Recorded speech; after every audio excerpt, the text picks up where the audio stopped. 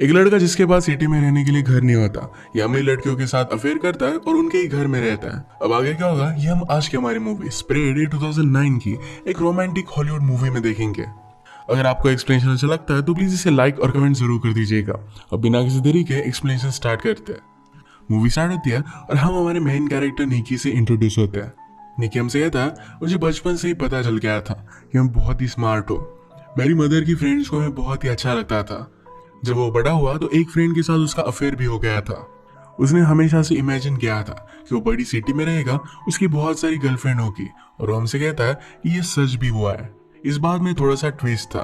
उसके पास खुद की रहने की जगह नहीं थी तो अमीर लड़कियों को ढूंढता रहता था, उन्हीं के साथ वो रहता था। ऐसी एक रात उसे हम क्लब में देखते हैं। क्लब की बहुत सारी लड़कियों को ऑलरेडी जानता है क्योंकि उनके साथ उसका अफेयर रह चुका है। उसने एक लड़की को नोटिस किया जिसके पास सारी एक्सपेंसिव चीजें थी। हमारी और एक मेन कैरेक्टर है जिसका नाम है समंथा। समंथा को पार्टी से ज्यादा देख उसके पीछे पीछे चलने लगता है। उसने उसका नाम पूछा, कहता है, तुम इतनी जल्दी यहाँ से जा क्यों रही हो? मैं तुम्हें तुम्हारे घर छोड़ सकता हूँ। समंथा उसे ज्यादा भाव दे नहीं रही थी। उसने कहा कि तुम बहुत क्यूट हो पर मैं तुम्हें घर पर नहीं लेकर जाऊंगी। निकी पूछता है कि क्या तुम्हारी शादी हो गई है? समंथा ने ना कहा। वो फिर पूछता है कि क्या तुम किसी से प्यार करती हो? वो फिर से मना करती है। वो क्लियर करती है कि मैं तुम्हें जानती भी नहीं। ये बात सुनने के बाद निकी उसके पास आ गया। ये दोनों एक दूसरे को किस करते हैं। निकी फिर उसके साथ उसके घर पर आ जाता है। वो हमसे कहता है कि लड़कियों के सामने तुम बहुत ही स्टूपिड सी चीजें करो तो उन्हें सेफ लगेगा। उसके पास लड़कियों को हैंडल करने के इस तरीके के बहुत सारे रूल्स थे। इसमें वो सक्सेस होता है और आज रात दोनों इंटीमेट हो गए।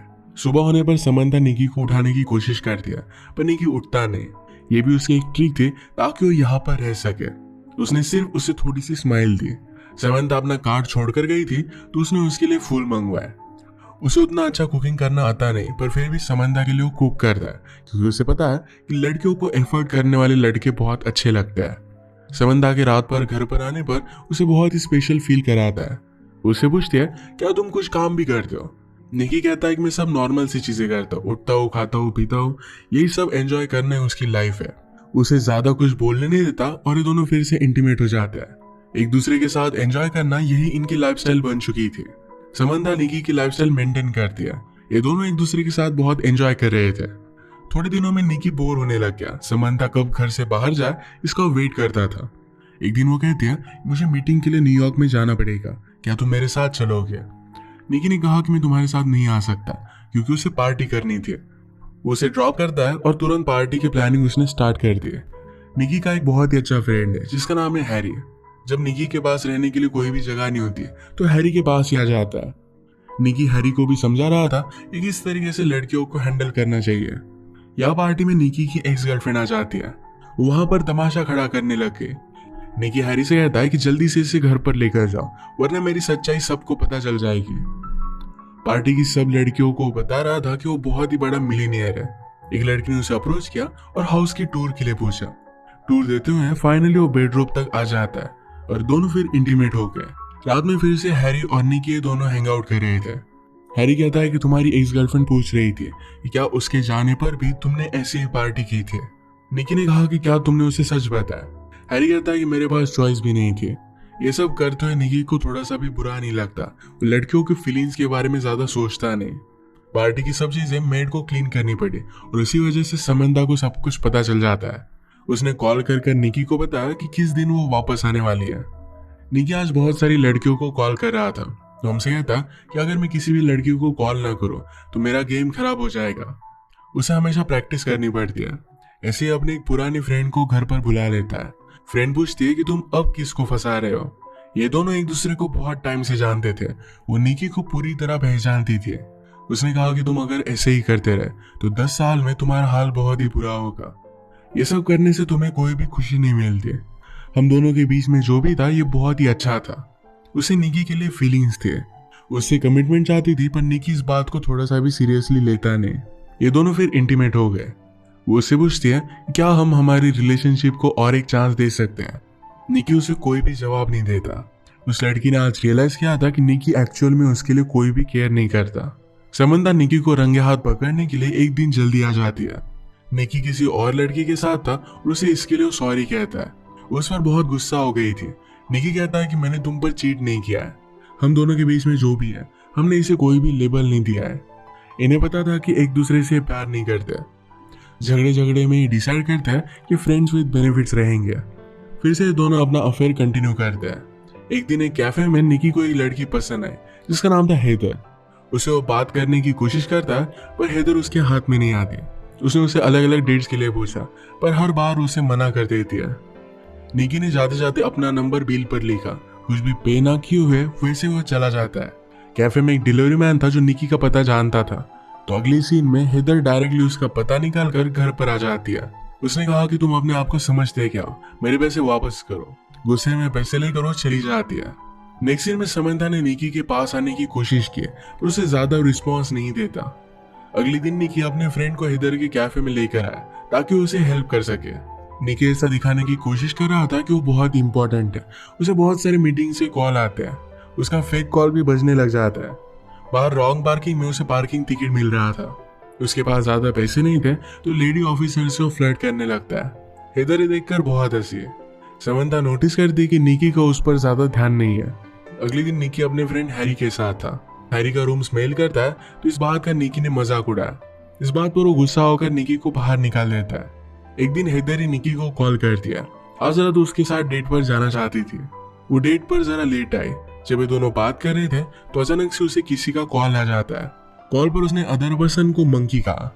इस कॉल के तुरंत बाद वो यहाँ से जाने लग गए। निकी उस पर गुस्सा हो गया पर वो डायरेक्टली चली जाती है। एक दिन समंथा निकी से पूछती कि क्या तुम्हारा किसी के साथ अफेयर चल रहा है। वो इसके लिए उसे मना करता है। समंथा ने कहा कि मुझे हॉस्पिटल छोड़ दो। वो हॉस्पिटल क्यों जा रही थी ये उसे नहीं बताती। आजाद हेदर ने फिर से निकी को कॉल किया। उसे पूछती है कि क्या तुम अकेले हो। इसके तुरंत बाद वो डायरेक्टली उसके स्विमिंग पूल में थी। निकी ने कहा कि तुमने उस दिन बहुत ही अजीब किया था और ये मंकी कौन है। हेदर ने कहा कि मैं मेरे छोटे ब्रदर को मंकी बुलाती हूँ, वो एबनॉर्मल है तो उसी की केयर लेने के लिए मैं गई हुई थी। ये बात कहकर हेदर रोने लग गई। निकी को उसके लिए बुरा लगता है। इसके बाद ये दोनों इंटीमेट हो जाते हैं। एक दूसरे के बारे में बहुत सारी चीजें जान लेते हैं। सुबह होने पर स्ट्रीट की क्लीनिंग चल रही थी। हेदर सोई हुई थी तो उसकी गाड़ी निकी को मूव करनी पड़ती है। निकी ने रियलाइज किया कि हेदर के पास बहुत ही एक्सपेंसिव कार है। जो भी कल रात उसने निकी से कहा था ये सब कुछ झूठ था। जिस तरीके से निकी लड़कियों को फंसाता है उसी तरीके से हेदर रिच आदमियों को फंसाती है। ये सब कुछ निकी समझ गया और उसे घर से निकाल देता है। 2 दिनों के बाद समंथा हॉस्पिटल से वापस आई। उसने अपने प्राइवेट पार्ट की सर्जरी की थी। उसे रेस्ट की जरूरत थी तो रात में निकी क्लब पे चला गया। रात भर वो किसी और लड़की के साथ था तो इस वजह से समंथा बहुत ही ज्यादा गुस्सा हो जाती है। निकी भी उससे बहुत ही परेशान हो गया था। वो कहता है अब हम दोनों एक साथ नहीं रह सकते। समंथा का गुस्सा शांत होने के बाद निकी ने कहा तुम्हें भी और कोई मिल जाएगा। वो उसे पूछती कि अब तुम कहाँ जाओगे। निकी को कुछ भी पता नहीं था। उसे तुरंत एक लड़की का कॉल आ जाता है तो समंथा इस पर गुस्सा हो गई। निकी का फोन लेकर वो पानी में डाल देती है। अब वो किसी के पास भी नहीं जा सकता। उसे स्ट्रीट पर ही रहना पड़ता है। रात में वो फिर से अपनी ओल्ड फ्रेंड के पास आता है। अब वो उससे कहने लग गया था कि तुम मुझे बहुत ही अच्छी लगती हो। इस बात पर वो थोड़ा सा भी बिलीव नहीं करती। उसने कहा कि तुम अगर एक्चुअली मेरे बारे में केयर करते तो मेरी लाइफ में चल क्या रहा है इसके बारे में पूछते हैं। वैसे भी वो किसी और के साथ अब रिलेशनशिप में थी तो निकी के साथ नहीं रह सकती। निकी फिर अपने फ्रेंड हैरी से मिलने के लिए क्लब में आया। हैरी अपने और एक दूसरे फ्रेंड के साथ था।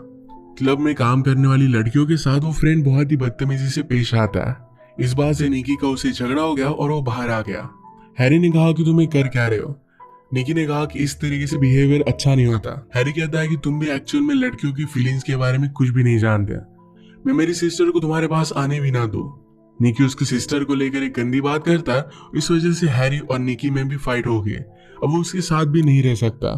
उसने और एक क्लब में जाने का ट्राई किया पर प्राइवेट पार्टी थी तो इस वजह से वो जा नहीं पाता। रात में वो अपनी मदर को कॉल करता है। इस सिटी में आने के बाद वो अपने घर पर गया ही नहीं था। मदर पूछती कि क्या वहां पर तुम कुछ काम कर रहे हो।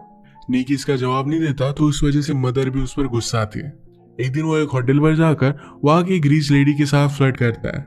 ये सब करते हुए हेदर ने उसे देख लिया। उसके पास आई तो निकी ने जो भी उसके साथ किया था इसके लिए उसे सॉरी कहता है। हेदर कहती कि मुझे तुम्हारी सिचुएशन के बारे में पता है, हम दोनों एक जैसे ही है।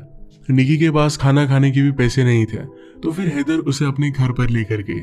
उसके प्रीवियस बॉयफ्रेंड के साथ उसका भी ब्रेकअप हो गया था। आज वो कुछ कॉल्स लगाती है तो रात में उसकी डेट फिक्स थी। डेट से वापस आने के बाद उसने निकी के साथ टाइम स्पेंड किया।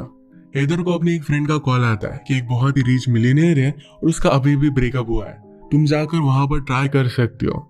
हेदर फिर निकी को भी उस पार्टी में लेकर जाती है।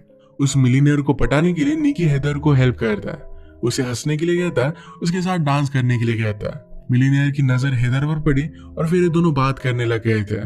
पार्टी के बाद निकी कहता है कि तुम उसे जितने भी पैसे लोगी उसका मुझे कुछ कट चाहिए। हेदर उसे साफ साफ मना कर देती है। रात में उसने काउच पर सोने के लिए कहा। थोड़ी देर में निकी उसके पास आ गया। वो कहता है कि हम दोनों एडल्ट्स हैं, एक दूसरे पर कंट्रोल तो कर ही सकते हैं। स्लोली उसके पास आ जाता है और फ्लर्ट करने लग गया। इसके बाद दोनों इंटीमेट हो गए।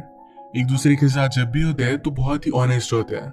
एक रात डिनर करते हुए निकी को एक लड़की ने पहचान लिया, उसके साथ बहुत ही बुरा बर्ताव कर दिया। ये बात हेदर को उतनी अच्छी नहीं लगी। वो निकी के सारे हालात समझ लेती है। ये दोनों फिर एक दूसरे के साथ बहुत सारा टाइम स्पेंड करने लग गए थे। हेदर का किसी और आदमी के साथ बाहर जाना ये निकी को अच्छा नहीं लगता। एक दिन हेदर को अपने एक बॉयफ्रेंड से इन्वॉल्व मिला जिसमें उसे शादी के लिए पूछा गया था। इसके बारे में वो निकी से कहती है, उसने कहा कि मैंने अभी अभी उससे ब्रेकअप किया है। निकी इस बात से सरप्राइज था क्योंकि इस बॉयफ्रेंड के बारे में उसे कुछ भी पता नहीं था। वो कहती कि वो बहुत ही ज्यादा अमीर है। निकी पूछता है, तुमने फिर उसके ब्रेकअप क्यों किया? समंता ने कहा, क्योंकि मैं तुमसे बहुत ही प्यार करती हूँ। अब इस सिचुएशन में क्या किया जाए? इसका निकी के पास कोई भी प्लान नहीं था, तो यहाँ से वो चला जाता है। घर आने के बाद उसे पता चला कि समंता न्यूयॉर्क जा रही है। उसे रोकने की कोशिश करता है पर वो जा चुकी थी। अगले दिन ग्रोसरी लेते हुए उसे अपनी एक फ्रेंड मिली जो बहुत ही ड्रंक थी। उसे इस हालत में ड्राइव करने नहीं दे सकता था, तो उसे घर छोड़ने के लिए आ जाता है। इसी मोमेंट पर उसे समंता का कॉल आया। वो कहता है कि प्लीज घर पर वापस आ जाओ, मैं कुछ जॉब्स वगैरह कर लूंगा और हम कुछ ना कुछ तो फिगर आउट कर ही लेंगे। समंता ने उस लड़की की आवाज फोन पर सुनी और वो गुस्से में फोन रख देती है। निकी को कुछ भी समझ में नहीं आ रहा था कि अब उसे करना क्या चाहिए। उसने हेदर की रूममेट से बात की, उसे एडवाइस कर दिया कि अब तुम्हें कमिटमेंट दिखानी चाहिए, तुम उसके लिए रिंग वगैरह लेकर जाओ, शादी के लिए उसे प्रपोज करो। निकी को भी आइडिया बहुत ही अच्छा लगता है। वो अपने फ्रेंड हैरी की मदद लेकर एक रिंग बाय करता है। न्यूयॉर्क पहुंचने पर वो देखता है कि हेदर अब एक बहुत ही बड़े हाउस में रह रही थी। उसने उसे समझाया कि ये जो सब चीजें तुम कर रही हो इसमें से कोई भी रियल नहीं है, तुम उसके साथ खुश रह नहीं पाओगी। समंता कहती कि हमारे पास कुछ भी पैसे नहीं है, तुम सिर्फ वादे करते हो और उसके बाद तुम कुछ एक्शन नहीं लेते। इसी बात से वो बहुत ही ज्यादा डरती है। उसने उसे यह भी बताया कि अब मेरी शादी हो गई है। निकी कहता है कि तुम उसे डिवोर्स ले सकती हो। समंता ने उसे क्लियर किया कि ये सब चीजें वो खुद चाहती है, उसे डिवोर्स नहीं ले सकती। उसका हस्बैंड घर आता है तो समंता ने कहा कि इस डिलीवरी बॉय को उसकी टिप दे दो। इस सब से निकी का हार्ट ब्रेक हो गया। वो अब डिसाइड करता है कि ऑनेस्टी से अपनी जिंदगी बिताएगा। एक्चुअल में डिलीवरी बॉय का काम उसने ले लिया था। एक दिन वो समंता के घर पर भी डिलीवरी देने के लिए आया। एक दूसरे को ख्याल रखने के लिए कहता है। निकी हमसे कहता है, इस सिटी में सपने लेकर मेरे जैसे बहुत सारे लड़के आते रहते हैं, कुछ दिनों के बाद वो वापस चले जाते हैं, पर मैं यहाँ से जाने वाला नहीं। यहाँ रहकर वो ऑनेस्टली फाइट करेगा। रियल प्यार को ढूंढने के लिए वो होपफुल था। और इसी के साथ ही मूवी एंड होती है।